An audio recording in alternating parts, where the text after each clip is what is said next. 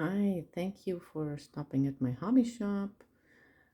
Today I'm going to show you some variants of the magic circle and talk a little bit about what it's used for and why this magic circle versus the other variation of starting a project. So this is just a little practice, and all you need is a hook and some yarn. This is not about starting doing a whole project. Um, Depending on what your pattern is, what your project is, you want to follow the size hook and the size yarn from the pattern, or come up with your own stuff like I usually do.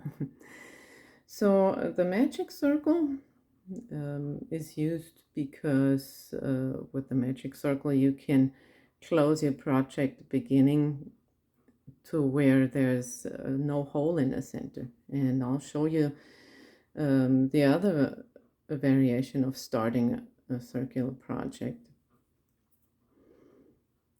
So if you start just with a slip knot and a chain, and then go back in the first chain here to start your project. Let's say we're putting 6 single crochets in that stitch,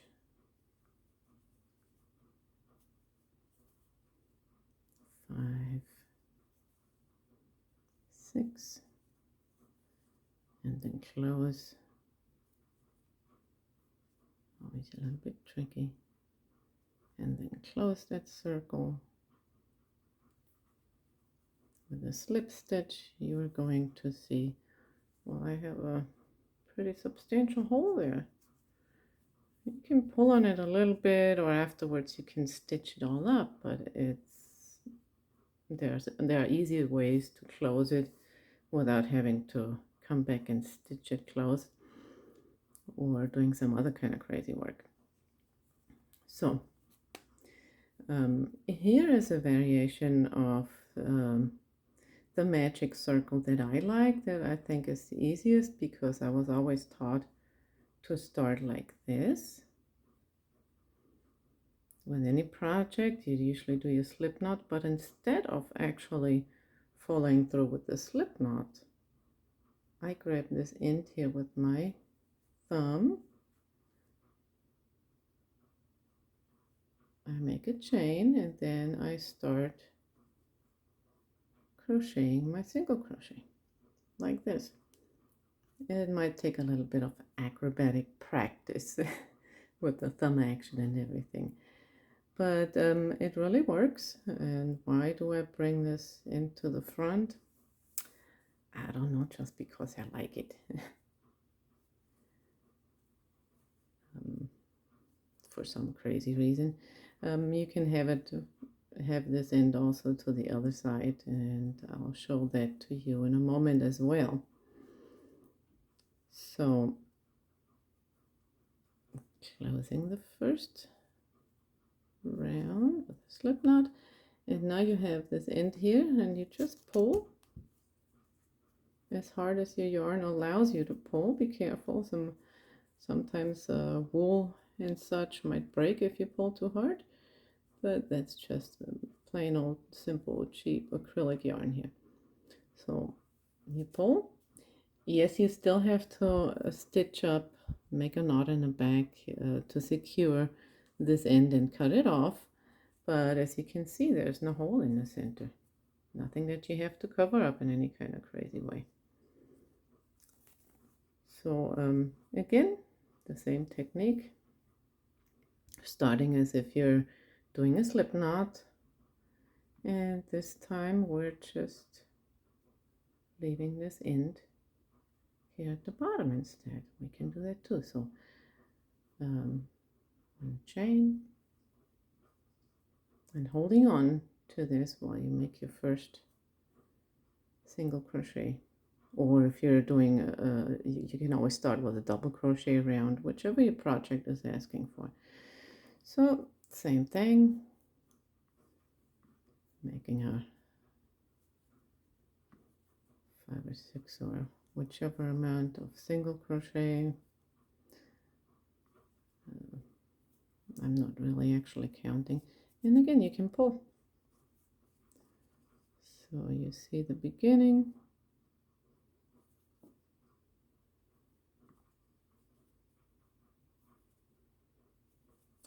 Close it with a slip stitch and pull on that end. See, I just think this way it doesn't look quite as pretty. Yeah, I'm not sure why. So I like to have my end on the top for that reason, I guess. So all kinds of variations. And here is another way to start the magic circle, and a lot of people prefer that. I started out learning that at one point, and it took me quite a while to get it. And again, also the acrobatic finger action can be a little bit of an issue. So we're starting differently. All you're going to do is here's your end. Wrap it around your 2 fingers, like so. Keep a long enough end here. And then you go underneath that first string and pull that second one through. And you're seeing my thumb already springing into action and grabbing that yarn that comes from your skein. And then making the first chain and starting my first single crochet and second single crochet, and you can see this end is kind of here at the bottom. Again, that's just preference how you want to do that, but you always need to make sure you hold on to your project so it doesn't go into every direction. So your thumb and your middle finger is usually a good one to use to hold your project. 1, 2, 3, 4, 5, 6. And I find this one a little hard to pull. As you can see, I really have to pull. So if you have a sensitive yarn that breaks a little easier, this is probably not the best variation. And that's exactly why I like the variation with the slip knot style magic ring. I just think that's easier.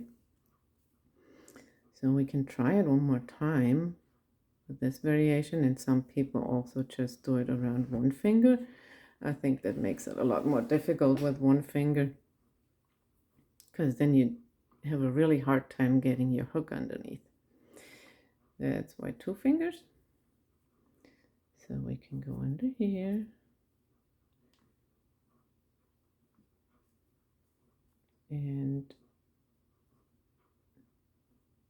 keep that loose end on the top of the ring.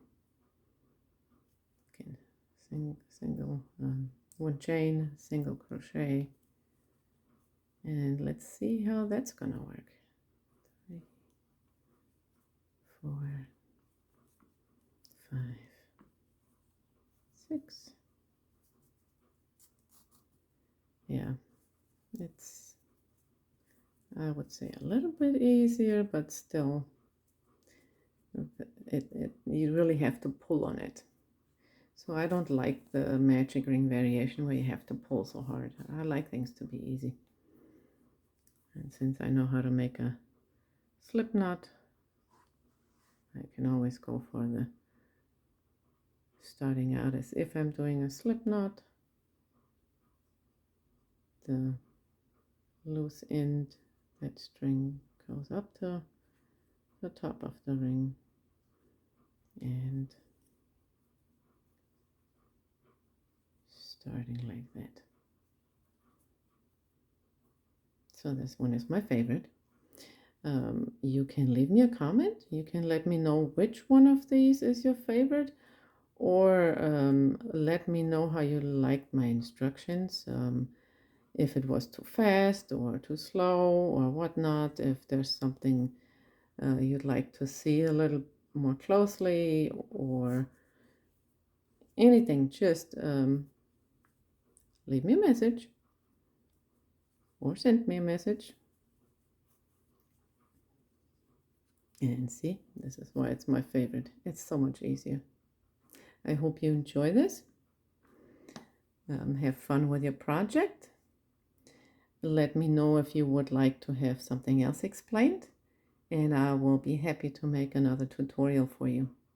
Thanks for stopping by again. Don't forget to like, subscribe, and share with all your friends. Have a wonderful day.